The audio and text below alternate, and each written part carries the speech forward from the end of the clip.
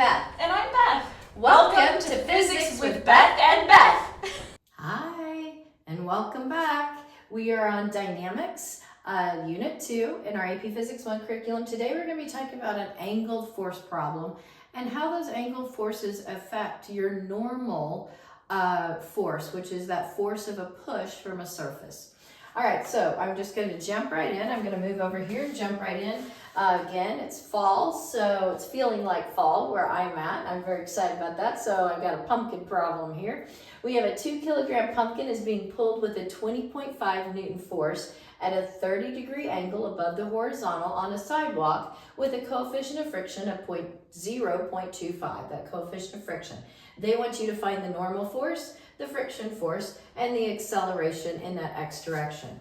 Now, the first thing, the big concept to understand here is that you can be pulling with an angled force. So I have my little bunny, we've named him Isaac from our earlier videos.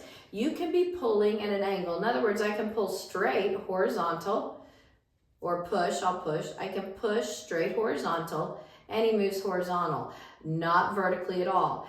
But sometimes it's hard to understand how you can have an angled force, but it still only moves in one direction. So I'm going to take an angled force, you can see the angle here, and I'm going to push this bunny, and he still only moves horizontal. He does not move vertically at all. So that's the first concept you need to understand, that this angled force is not necessarily going to cause vertical movement. All right, perfect, and it doesn't because he's going to be going across the sidewalk horizontally. Perfect. Okay, now put the bunny there and let's get going. Let's draw the free body diagram. Okay, so we're going to start here with the free body diagram because that's the first thing you always do in a physics problem. We know that we are on a surface, so that's our clue that we have a normal force that is always perpendicular to the surface. So that if this was my sidewalk here, perpendicular, that normal is a push. I also have mass. That's my clue that I have force due to gravity. So I'm going to draw that down like this. And we're going to talk about the length of those forces, the magnitude of those in just a minute. All right, and then I'm going to, and let me just go ahead and draw it a little longer here. All right, now, and I'll tell you why in a minute. Now we have an angled force at a 30-degree angle. And you're like, well, okay, so I don't draw horizontal. No, because it's 30 degrees. That's your clue that you have an angled force. All right, so we're going to draw that force of a push right here. And I'm going to do a little dot, dot, dot, and that's a 30-degree angle.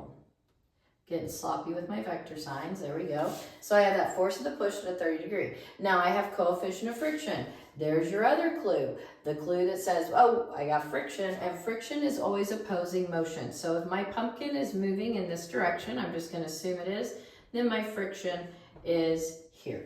All right, we now have all of our forces. We have friction, we have that sidewalk, which was the normal, and then we have this force of a push. So that's all of our forces, 1, 2, 3, and 4. And we had mass, so we have force due to gravity. Now, here's the other concept you need to understand. Just like in projectile motion, when we did velocity and shot an object with a velocity that was at an angle, we had part of that velocity in the x and part in the y. Same exact concept in forces. Okay, we have a 20.5 Newton force of a pull or a push. And, well, we specifically said pull. So then I need to find what the horizontal component of that force of that pull is and the vertical component. Just like in our projectile motion, it's Fp, that force of the push, the whole thing, the hypotenuse, times cosine theta, which in this case would be 30, cosine 30. In the y direction, that's vertical, that's opposite that angle, so it's going to be sine. It's going to be that whole hypotenuse, sine theta. This is adjacent to the angle, so it's going to be cosine. All right, and you probably have those already memorized from your projectile motion. It's not going to be any different, except instead of velocity, we've got force here.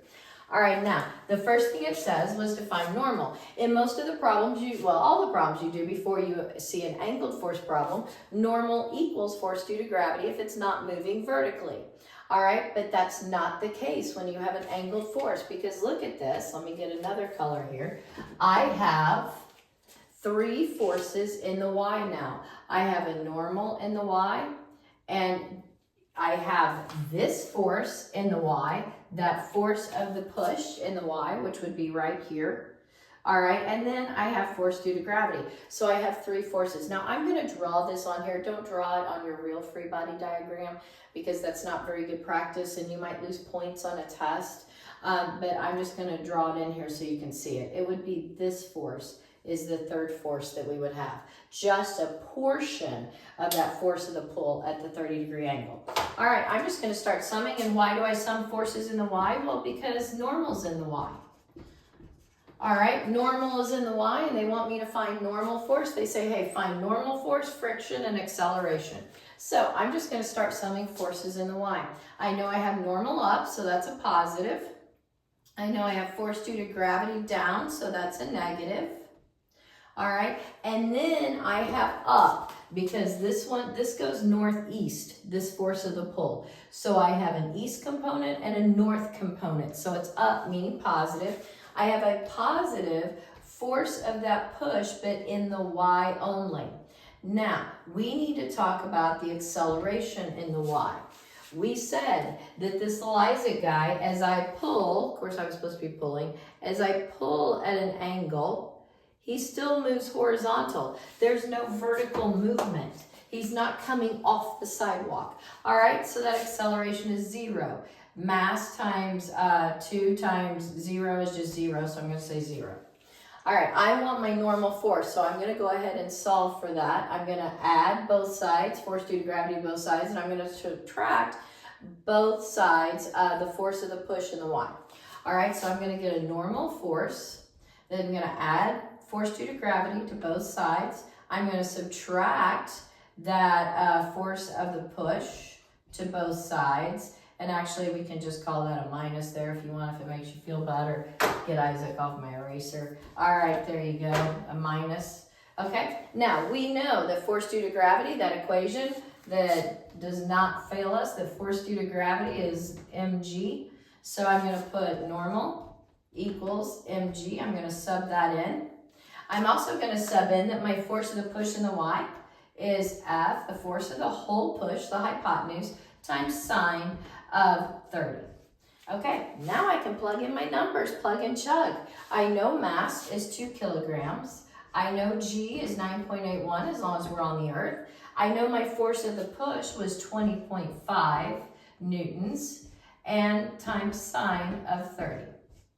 All right, we're going to subtract that whole thing from 19.62. So it's going to be 19.62 minus 20.5 times sine of 30.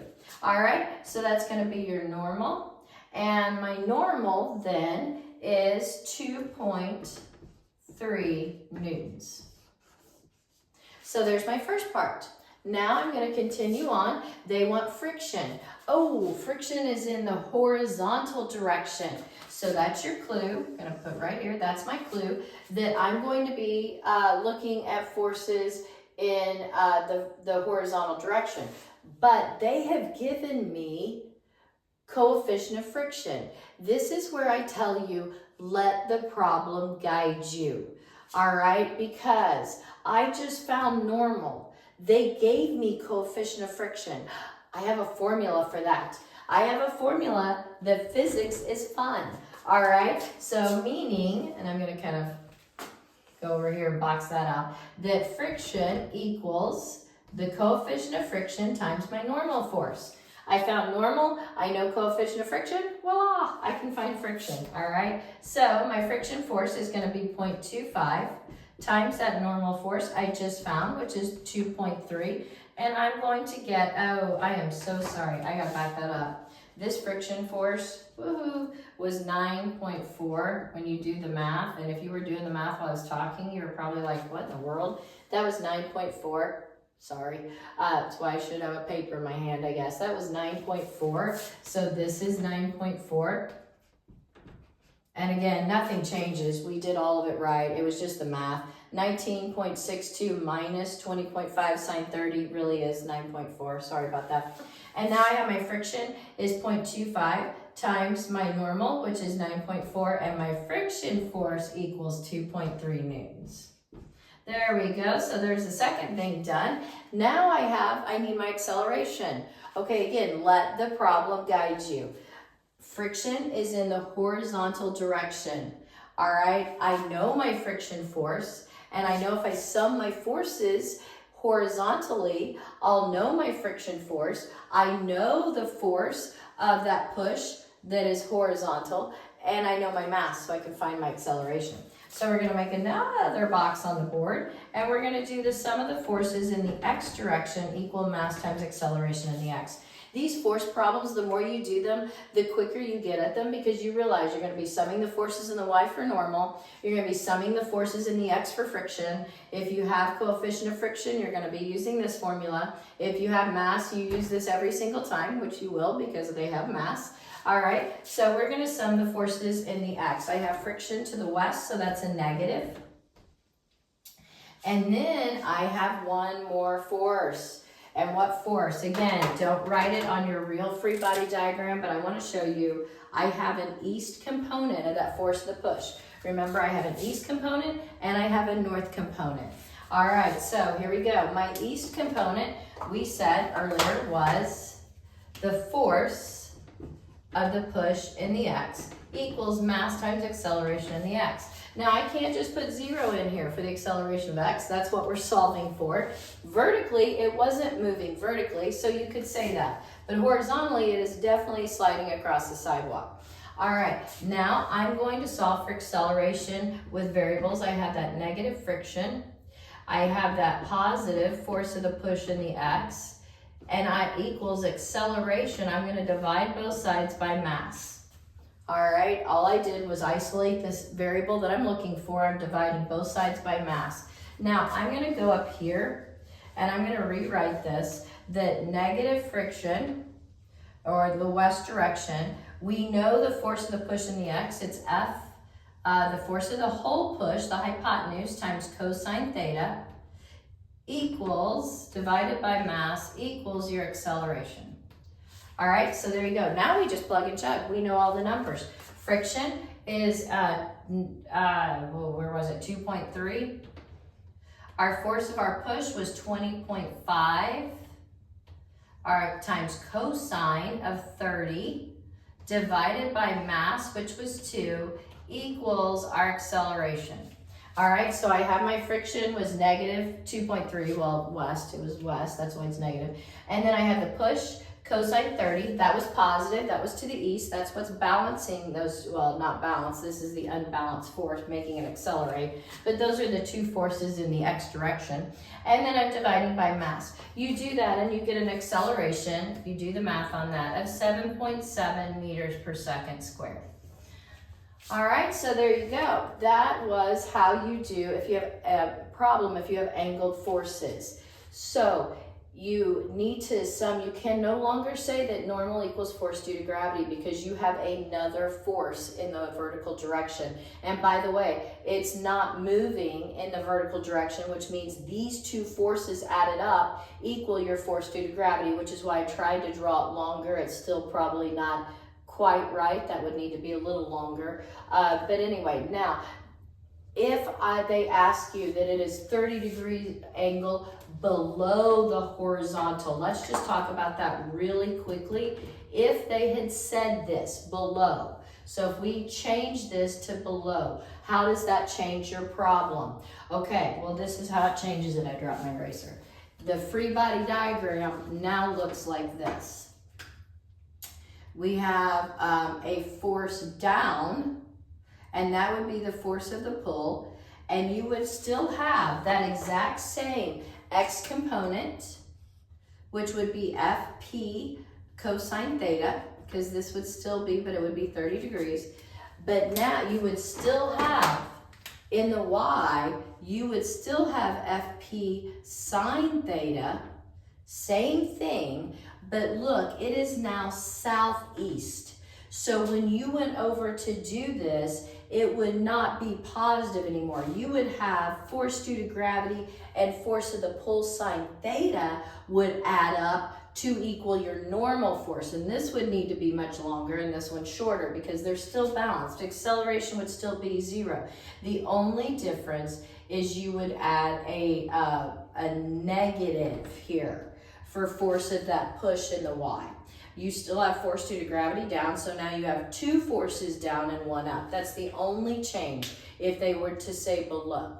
All right, but then that does change all the numbers because you have a negative here. So when you came over to add this, you would add both of these over and this would become a plus. Okay, I just wanted to point that out. Thank you for watching and happy physicsing.